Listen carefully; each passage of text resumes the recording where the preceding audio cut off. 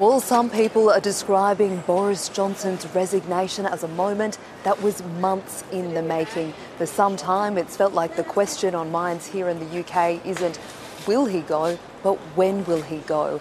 And what we saw when he stepped out in front of this building, number 10 Downing Street, was that he was leaving reluctantly, only because he couldn't convince his party that he should stay on as leader.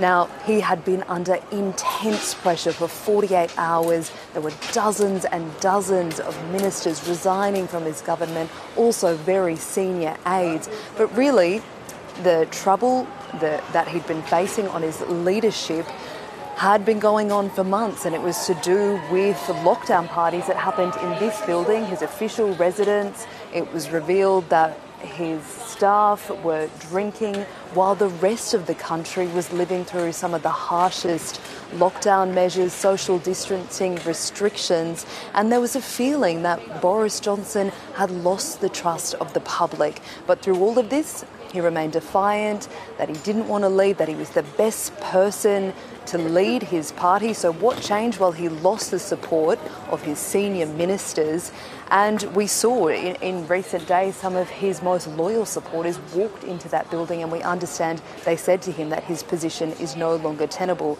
So what happens from here? Really, the question on everyone's minds now is, well, who's stepping up and when? And the short answer is we just don't know. The last time there was a change in leadership in the Conservative Party, it took 6 weeks, and that's because the way they elect leaders in that party is very different to the system we might be used to in Australia, where things move very quickly. Often there are multiple ballot rounds, and also party members get a vote, so quite different to the quick leadership handovers that we see in Australia. And who might step up? Well, it's really anyone's guess.